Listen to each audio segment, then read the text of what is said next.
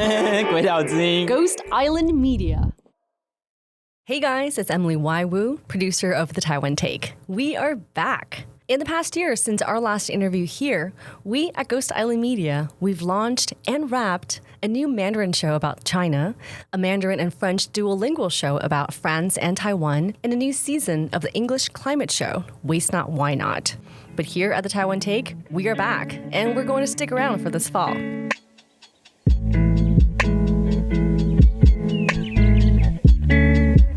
And today, a conversation with Steve Chen, co-founder of YouTube. Steve Chen was born in Taiwan and moved to the US at age 8. He founded YouTube in 2005 and sold it to Google for $1.65 billion. Steve moved back to Taiwan in 2019 before the pandemic and lives here now with his wife and 2 sons.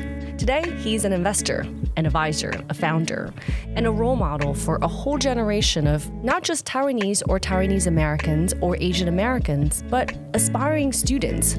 They look to software engineers like Steve and they try to figure out, how do I do what he did?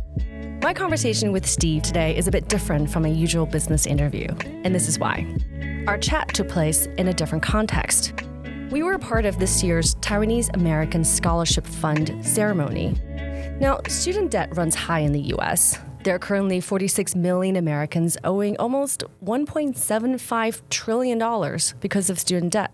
And for Asian Americans, a study showed that the gap between financial resources and college fees is the largest of any groups in the US. For the academic year of 2019, before the global pandemic, the average spent on a single year at a private 4-year college in the US was close to $33,000. The Taiwanese American community is close-knit, but there's one group of Taiwanese Americans that's out of reach for this support network. They are students from low-income families. They live all across America. And for some, being Taiwanese American or half Taiwanese is an identity not discussed at home. The Taiwanese American Scholarship Fund, since they began in 2014, they have helped close to 100 students. Let's hear from some of these students over the years. My mom works very hard to support me and my sister, and I'm very thankful that she's been able to raise me. But we don't really have any way to pay for my college education. I felt a bit guilty spending so much of my parents' money on college. And COVID honestly has been really hard financially, emotionally, physically on my family. And so having this scholarship means a whole lot. There is a common misconception that Taiwanese American children all come from wealthy families. This is not the case. Our main mission at the Taiwanese American Scholarship Fund is to provide Taiwanese American youth with the opportunity to pursue higher education in order to help build their foundations for a better future. Because of the $5,000 scholarship, which is a lot of money, that was able to pay for about 6 months of rent, including groceries, utilities, and extra tuition if I needed it to. And this scholarship has allowed me to really pull off the stress of financial stress of college, which will allow me to have a better financial state after college. I plan on doing a work study during college to cover my living expenses in the future. But by receiving this scholarship, I will be able to allocate most of my time towards my education and schoolwork during my freshman year. Since 2014, we've given out close to $1 million worth of scholarships across the nation. What we found is that not only are the students grateful for the financial assistance, but something else arose in themselves as well: pride.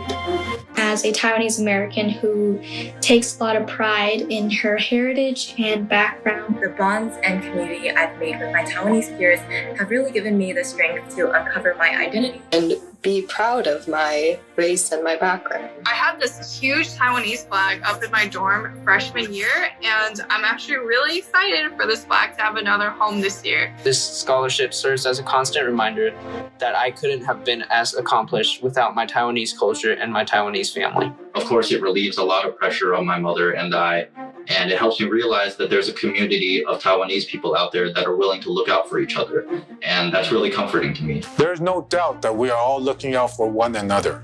But perhaps more importantly, we're also creating the next generation of community leaders. I understand that money is not free. And so one day when I'm in a position of financial stability, I hope to be able to give back to the Taiwanese American community. I plan on majoring in political science in the hopes of becoming an ambassador for the United States. And with this career in mind, I hope to one day empower the API community and also use my voice as an agent of change. So if you are a student in need or interested in being a donor, please feel free to reach out anytime. We look forward to meeting you soon. As the saying goes, it takes a village to raise a child. If you can, please join us and be part of the village. I am forever grateful, and words can never express how appreciative I really am for all of you. So thank you so much for pushing me to achieve and carry out all my dreams. It means so much to my family as I will be able to pursue my dreams of becoming a first-generation college student. I just want to really thank TASF for believing in me, for supporting me. And once again, 非常感谢台美基金会给我这个机会。Thank you for investing in my future.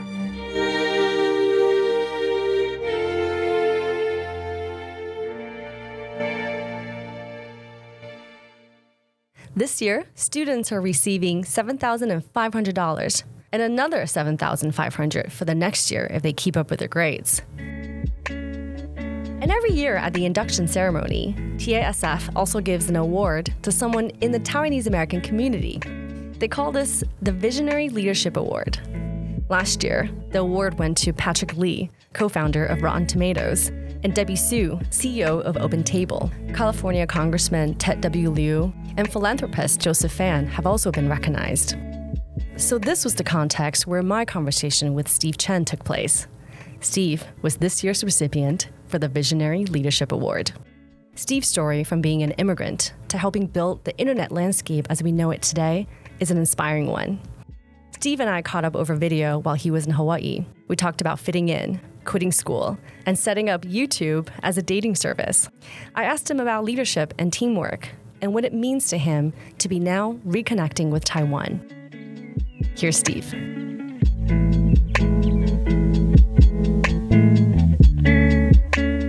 You know what? I mean, I think what's attracting me to the conversation today is that it's quite a bit different in terms of context. I mean, I think very few people would be able to know the background of growing up in the northwest suburbs of Chicago, what that was like. Having gone through that experience of growing up in the Midwest, being the only sort of Asian American, Taiwanese American family within that entire school district, and kind of having to juggle between what it's like in the morning as you start going off into school, and then what it's like when you're back home with the only Asian American family that's within that entire school district. And going through that day in, day out, there were definitely sort of challenges with that. But overall, looking back, I thought it helped a lot with growing to who I am today, you know. So I want to head back to the very beginning. So, Steve, you were born in Taiwan, spoke Mandarin, grew up in Taipei, and you were 8 years old when you and your family moved to Illinois, outside of Chicago. Now you were in third grade and you didn't speak any English. So fast forward to high school, all of a sudden you're at a very competitive boarding school, the Illinois Mathematics Science Academy. So talk to us about young Steve growing up at this time. What was life like? What was learning like? What was something really difficult you had to overcome during those years as an immigrant, as an Asian American, as a student? I think the overarching project for us, for my brother, myself, was always just trying to see what was it like to try to fit in? And fitting in had very different sort of formulas and definitions, depending on whether I was at home, I was at school, and it was always sort of a learning experience for me throughout that entire process. You know, especially in the Midwest, it's certain hours of the day displaying just almost a very different personality and the things. And then I want to say it was growing up to be able to understand what was actually supposed to be accepted and what wasn't accepted. And a lot of that was relying on just individual decisions and individual learning along the way. I think there was always taking into context, coming back home, having the conversations with the family, with the parents, yet knowing that I would still have to ultimately be making some of the decisions that'll actually work within the school environment when I'm outside of the family. I think growing up as an immigrant at the ages of sort of 8 and 6 and being exposed to it overnight, it kind of forced yourself to have to pretty quickly grasp how to survive on your own.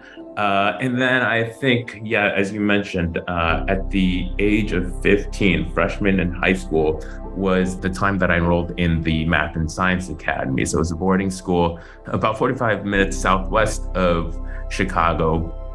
You're living with other 15-year-olds at the time, dormitories, but it was a very open environment, which not only is it just the removal of having parents, but really the school trusted the students themselves to be able to kind of guide themselves, to be able to find their own direction.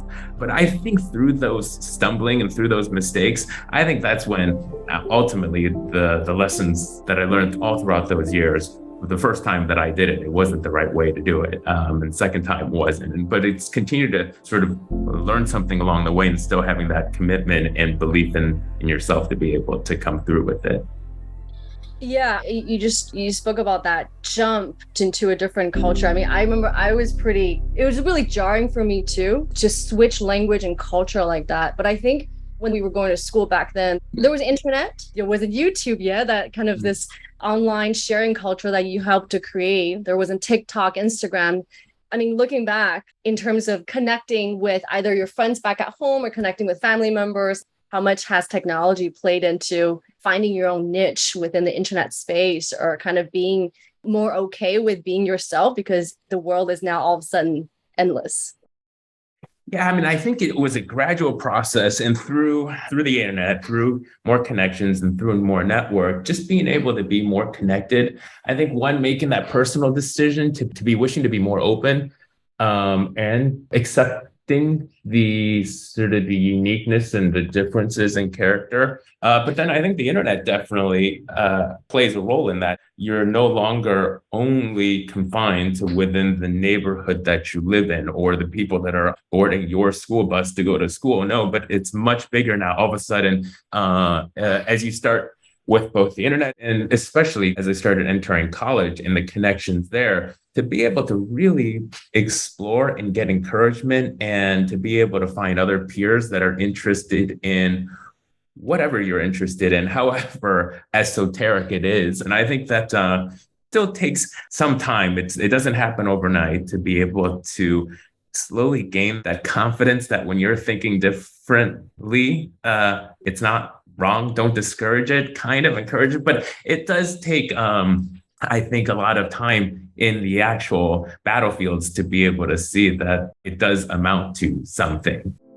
Starting from high school, it was every week at the Math and Science Academy, there was one day that was left open, sort of no classes, and left open for the students to explore. It was an exploration day. And so whatever it is, you had these semester-long projects, but the idea was that you're not attending a standardized class schedule out of the one day out of the week, but it's really whatever it is that you wanted to explore, write that down, and you were able to explore it. I love what you said about the one free day when you were in high school free to explore whatever it is. I think it's great. Well, by the time you got to college at Illinois Champaign, you've already started on this STEM track. But then when you got to campus, social-wise or extracurricular, how did you find your community? How did you find your groove? What were some of the first steps that you had to take? Those days, it was really, I think for the first time, juggling between living in an environment where what you're studying, what you're attending school for, what you're learning what you're working on, personal interests, and then your personal friends, they're all for the first time kind of intertwined with one another. And so if I were to compare it to high school, where it was one day exploring what you're really interested in doing and being able to have the liberty to do it, all of a sudden it became 7 days a week. You could do whatever it is that you wanted to do at the hours that you wanted to do it. And going to U of I at the time, there was a lot of investing. Mark Andreessen, Netscape, and Mozilla was being experimented with and built there. And to be able to see that for the first time really opened up your eyes to be able to see really that with the simple access to a computer that has one cable plugged into the rest of the internet, and the ways that you can connect and the ways that you can actually collaborate with other people. And that all happened during those few compressed years from high school to college. And it wasn't just me, but it was actually meeting with many other people that had kind of the same backgrounds, that were driven by the same interests and passions. And all of a sudden, it's so easy to be able to meet and to be able to connect with people like that. As I started thinking about what ultimately led me to fly out to Silicon Valley, it was really through this network and through these channels and through these connections that ultimately got me to board that flight to move to San Francisco. I remember it was one quick interview, and it was with Max Levchin over ICQ at the time in 1999 to move out to Silicon Valley. If you were to look at the first 3 engineers at PayPal who started it with Max Levchin, they were all Illinois Math and Science Academy. They were 1 year ahead of me. And then they were all computer science majors at the University of Illinois Urbana-Champaign. They were the ones that came out directly to Silicon Valley. And at that time, it was so difficult for them to be able to do that recruiting. And so it was always trying to just find other people that fit that same exact background of Math and Science Academy, U of I. Did you know them in school, or is it more an alum network kind of effect? Yeah, I did know them. We were 1 year apart, but it was still staying pretty close. And I think at that time it was the final semester at U of I. I never finished that degree, but they came down to, look, this job, it was the position is open for you. We would love for you to join us, but it has to be now. It can't be 7 months from now. That ICQ chat was it. So that was, again, one of the quick decisions of 2-3 days of having that conversation and then boarding the plane and deboarding in Silicon Valley. So ICQ, if we're not all familiar with ICQ, for some of the younger students here, it's an early day messaging system. I remember it was a string of numbers, right? Your ID was a string of numbers. Yeah. And then ICQ became AOL AIM, and then Microsoft, the messenger system. Or something, yeah. Messenger, yeah. Well, let's. I want to talk about that decision to leave school and go to Silicon Valley. So it was 1999, and you're 21 years old. You say, "Hey, mom and dad, I've got a friend. He's building a company in Silicon Valley. It's something about the internet, really exciting. I need to go." But they were actually opposed to this. They thought it was risky, but you still went. So tell us what happened. How did you make this decision? I think that now with my own kids, it's always odd to be telling this story, because I think now I would be on the side of telling the kids, don't do what your father did. And I mean, this happened so many times through I think that it wasn't an irrational decision. I mean, I think that there was some thinking, and there's a lot of logic that goes behind it. Look, the opportunity to come back to the university was always there. It was technically a leave of absence and not dropping out of the school, knowing that at the same time, that leave of absence decision wasn't going to be the same for the opportunities in moving out to Silicon Valley. I think that was really just a once and only conversation that I was going to have with that opportunity at that right time with the right group of entrepreneurs. And it was going to be in November of 1999. And if I didn't take that opportunity, that wasn't going to be there for the taking in the future. Frankly, I think that many of these decisions are regardless of the magnitude of the life implications there, I think that they're relatively straightforward decisions. But the hesitation is, it took a lot of work to just be able to say, I'm going to completely change the path that I've been on the last 20 years, and then I'm going to be boarding a plane. And we'll see how it goes. I mean, yeah, obviously, I think at the time you were around really smart people. They all eventually made really important companies. And so you were in the scene, you knew this was going to be a big deal. But what you said, something really interesting to me, was that you could always come back, right? If this didn't work out, you could have always come back to school. Was it easier to make that decision because you had that safety net, or would it have been easier to make the decision if you didn't?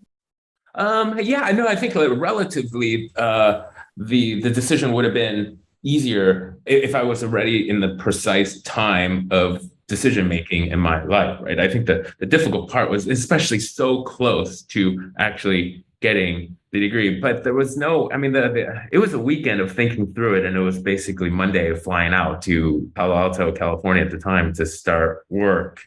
I do think that a lot of these, when I look back at many of these decisions that had very large life implications, they weren't difficult decisions to make when I worked through actually the actual pros and cons and trying to work out the logic behind the decisions. But it does take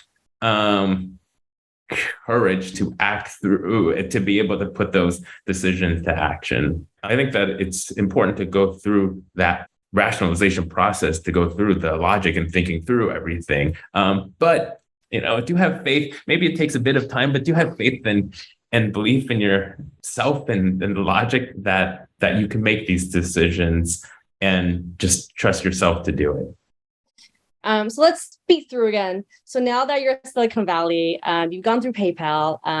After PayPal, you founded YouTube in 2005. You sold it really quickly the next year. But you stuck around with the company. And I want to ask you next about teamwork and leadership, because some of the alums here are now young professionals. So there's two kinds of leaders. There's the kind of leaders, they always knew they wanted to be a leader. They said, I will command a ship. I will. This is what I'm set out to do. And then there's the other kind who get picked to be captain. What kind of leader were you? And what would you say to young professionals who find themselves in a situation where they have to now step up? It can be very scary, but they now have to step up and be that leader that others expect them to be. I think for myself, it was really focused on, I think, trying to get the feedback from others, or just trying to gather as much information as possible before making the decisions. And I think a lot of it is within the historical context of before starting YouTube, it was at PayPal where I had my first opportunity of running, leading, and managing a team. I was 20 years old when I joined PayPal. I was the youngest person there in 99 when it was starting out, but all throughout from 2000, 2001, 2002, I was always still the youngest person at PayPal. And even by the time when I was running my final project, which was the first internationalization, localization of PayPal for launching in China at the time. And I was running a team of sort of 22 engineers. And I don't remember if I was the youngest, but I may have been the youngest person on that team. And I think that the only way to really run that team and to earn the respect of the rest of the team was really to be able to ensure that everybody felt that their voices were heard, and that if they had, regardless of kind of whatever their actual titles were or what their experiences were, what mattered was always still to be able to hear whether it's positive or negative feedback when it came to the actual product and when it came to the actual work that we were doing. And I think that translated to the YouTube days as well. As we were starting out, I was always interested to be able to hear, going around the room, to be able to make sure that everybody would be able to get their voices heard, and to be able to encourage that. And in so many ways, specific to Silicon Valley, I think that it's critical to make sure that I think nobody's title is just idea person. I think like good ideas can come from anywhere from, regardless of what your day-to-day tasks and job is. I think some of the best ideas were just coming from everywhere. And I think that from our standpoint, it was always, look, if you have an idea, send it to this mailing list, send it to me, or just sit down with me and let's talk about it. And whenever we talked about anything, it was always going around the room to make sure that the mouthpiece was available to anybody to be able to use, to be able to say and vocalize what it is they want. So the whole sort of playing field, the infrastructure of the teams, it was all pretty level when it came to making on the engineering side. So listen to your teammates, whether you're a team member or leader, but listen to a lot, and that's how you get the best ideas. And I think that's how you get the inspiration. Rather than thinking of it as a job, it becomes more of a for everybody involved. It becomes part of what they have some ownership in, right? Like they feel like it's not just something that I'm doing to fulfill the hours of my workday, but rather I'm contributing and building to something that came out of my own head that is part of my idea. And if you were to go back and look back to, I think a lot of the early days of PayPal or YouTube, some of those ideas, they were really just coming out of the heads of the engineers, and to be able to have from the top down, to be able to say that this is a pretty open gate. If you do have the ideas, we welcome these ideas to come out, and we're willing to stake and put the risks of the company behind any of these ideas, because it's just as likely that an idea coming from you will be successful. So speaking of ideas and YouTube, at this point, we have a question coming in from Sophia, this year's new recipient. She's wondering, how did you start to have the idea, the vision for YouTube? What influenced you? How did you envision how it would evolve and grow?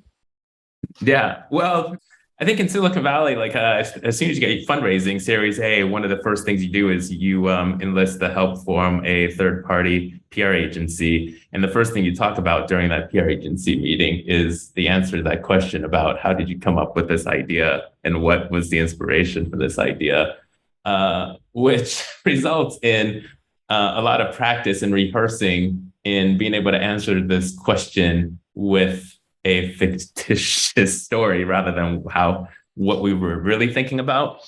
In this case, I'll talk about the real story behind YouTube. It was always still getting together with two other co-founders that were from the very early days of PayPal, and especially with Chad Hurley, who I had worked with from the first Sunday that I had arrived in Silicon Valley to work at PayPal. He was the user interface UI UX person that was behind all the sort of first 4 or 5 years of products at PayPal. And we had worked together very closely on developing, and he would be coming in with the vision on the UI side, and I would be coming in from the engineering side, but we would meet in the middle in terms of definition of the product. And we'd always talked about doing something else. That something else ended up being YouTube, but the story behind YouTube when we initially launched it for the first few weeks was that it was more of a dating site and dating service, and it was for just videos around introducing yourself and giving your personal in a video format rather than just a text and images format.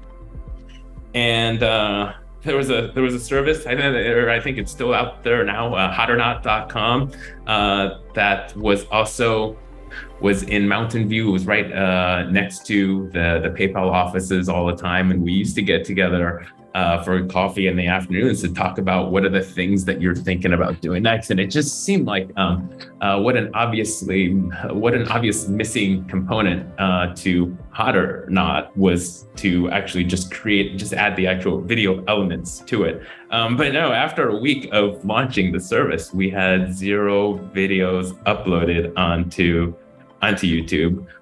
During that time frame as well, Google Video had launched, and it was more for generalized videos. Anything that you wanted to upload in video format, you could upload it onto Google. And so at that time, we thought, well, why don't we completely change it around?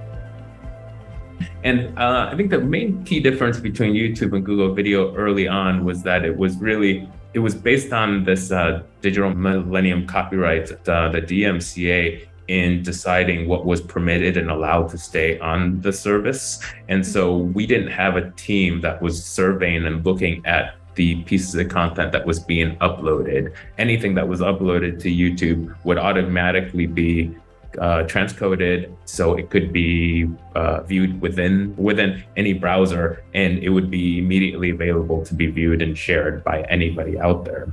And so at that time, it was then saying, well, why don't we make it more generic to allow for any piece of content from anybody that wanted to upload videos online. And as soon as we made that happen, the amount of videos just started flooding in. And then I think the key thing is not just the number of videos, but the specific viral videos that started coming in, where people were they were doing the work to be able to be the marketing and the distributors for the pieces of content that were becoming popular on YouTube. You're credited as having the first cat video, is that right? On YouTube? There's a lot of that content that was uploaded. I mean, I think I have the first cooking video on YouTube. I have the first cat video on YouTube. There's still talk about if there's any interest in creating an NFT around a cat video on YouTube, whether or not we should do that. But I think in hindsight, it's obvious what YouTube is, looking at what it is today, what we should have done. But look, it's a very different playing field when you're in the startup doing this for the first time.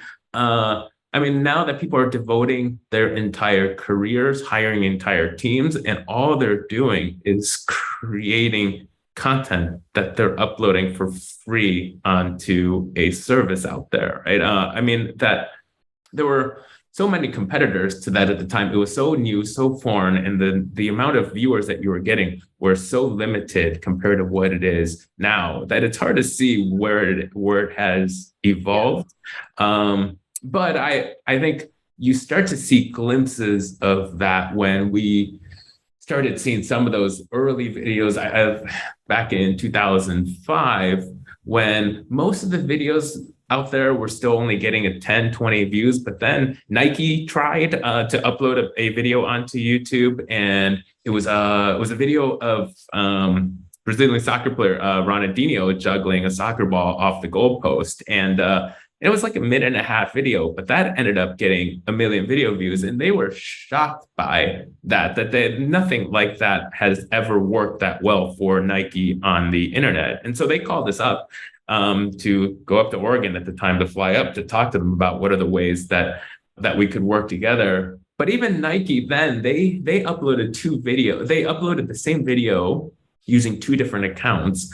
One of them was under an official Nike channel, and the other one was under the account name and I still remember, it was Joe B, Joeb, as generic of a username as you could get to make it look like it was coming from a user-generated piece of content. And the video was a little bit shaky, and it looked like it was somebody that was on the sidelines filming, that just happened to get invited, that was filming Ronaldinho juggling the soccer ball. And that was the video that received the 1 million video views. And I think for them, that was just something that they didn't expect to be, with the types of content that they're actually creating, with the amount of money that they're spending in terms of the creativity and the marketing to be generating this content, yet to be able to make it seem like it's coming from users. And that's what's driving people to want to share this content. That's a fascinating story. I think anybody who's studying advertising or marketing right now would probably get a nice kick out of that case study, right? Being as like one of the first. Yeah. So for students who are interested in more about PayPal or YouTube during this time, Steve has done a lot of interviews on probably all searchable on YouTube right now. So I wanted to wrap with a final question. Now bringing you back to Taiwan. So you came back well before COVID. You came back here with your family, your 2 sons, and your wife, Jamie. So I want to ask you about, with this connection back to Taiwan means for you and your family, but also combining that with this is a question from Kenneth, also this year's recipient. Now that you've been back for a few years, are there any new things that you've learned from moving here, perhaps about yourself or your identity, about the culture in Taiwan, or even the differences between Taiwan now versus before? How's it being back, your connection to Taiwan? Well, I mean, I think there's so much to talk about there, right? I mean, I think for me, the single biggest motivation for the move was really was kind of a reversal of what I went through, but being able to give that to the kids. And so when I moved to the US when I was 8 years old, we moved back to Taiwan when my older son was 9 years old. And it was, I don't know, I guess in a way I felt that just being in the San Francisco Bay Area, growing up as an Asian American doesn't give you enough visibility, enough of the Asian part of being Asian American. I really wanted them to be able to have and to be able to participate and to be completely immersed in that experience. And I thought that originally, this was a few months before COVID broke out. So it was originally supposed to be just kind of a 2-year experience. And we're going on to year 4, but there's no regret that we made that decision about getting the kids to get that exposure, to be able to be really, truly there in Taiwan. I think that's really part that would have been difficult to be able to teach them to offer them some of the experiences and skills that they have now without being able to see that part. So I think that there was that part of it. And then I think there was also really kind of interesting from my standpoint too, of after spending over 20 years in Silicon Valley, and I think having seen both from working at a startup to being investors, entrepreneurs, advisors, so on. I always wanted to do something outside of Silicon Valley to be able to see whether or not this was possible to be able to create the sort of, especially more in the software rather than the semiconductor side. What was it like to be able to create these software startups and to be able to do it from outside of Silicon Valley? And I think I learned a lot through this whole process of the challenges that you don't see as challenges, I think, when you're in Silicon Valley, but then when you're trying to do some of the same things and trying to build these the startups with a global vision rather than just a product for Taiwan itself, but doing it completely outside of Silicon Valley. What was that like? And I started a company and I invested in a few companies while I've been in Taiwan, and I'm not giving up, but it's not easy. It's I think there's a lot of things that I think Silicon Valley has to offer that after 20 years spent there, you don't realize how easy it makes it. But I think there are plenty of things that Taiwan has to offer that's as an advantage compared to Silicon Valley. And I wish that there are ways that we can better take advantage of that. All right, some quick, easy questions about Taiwan. You ready? Yeah. All right. What's your favorite Taiwanese food? 牛肉面. 牛肉面. Okay, I was gonna ask you 牛肉面 or 鼎泰丰. It's hard to stay low carbs in Taiwan, huh? All right, hot tea or boba tea? Oh, hot tea. Tennis or Actually, but I would say the coffee in Taiwan. As much as I was going to be on the board of Blue Bottle, and as much as all that about coffee in San Francisco, the amount of great coffee, cappuccinos, espressos in Taiwan, it's remarkable. Yeah, no, it is. Okay, you've been spotted watching pro basketball in Taiwan, a new league called the P League. Which team do you root for? Yeah, the new Taipei City Kings. Finally, if you could pick an actor to play you in a movie about Steve Chen, who would it be? It's a hard one. Deciding between, I don't know, Tom Cruise or Brad Pitt or something. They would have to try out and I could decide. All right, well, that's all we have for today, actually. Thank you so much, Steve. Thank you for answering all the questions, and thank you for sharing all your stories.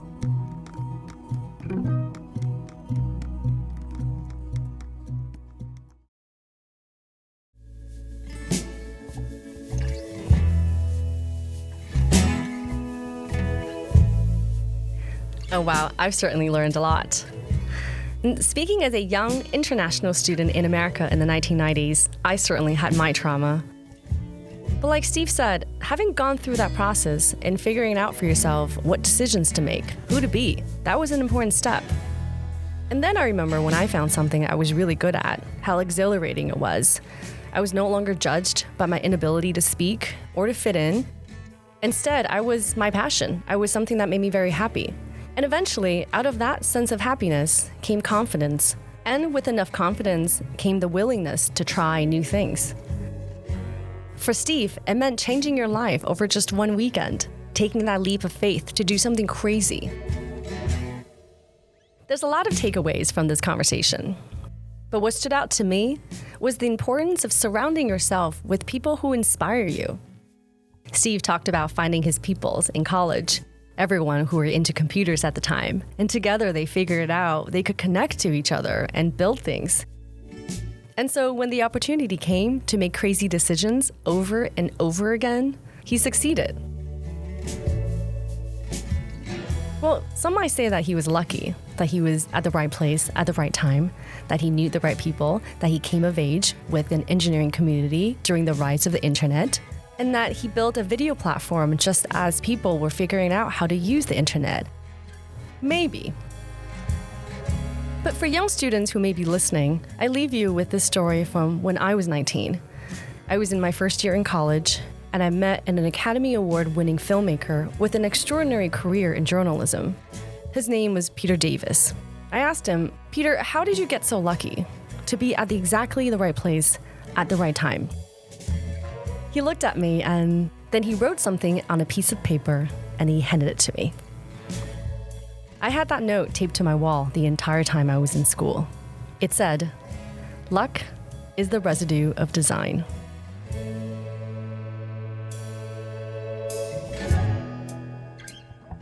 My name is Emily Waiwu, and this is The Taiwan Take. Today's interview was a part of the Taiwanese American Scholarship Fund 2022 ceremony. Thank you, Chunyan Chen, Sean Yu, and Sean Chow for inviting us to be a part of the community.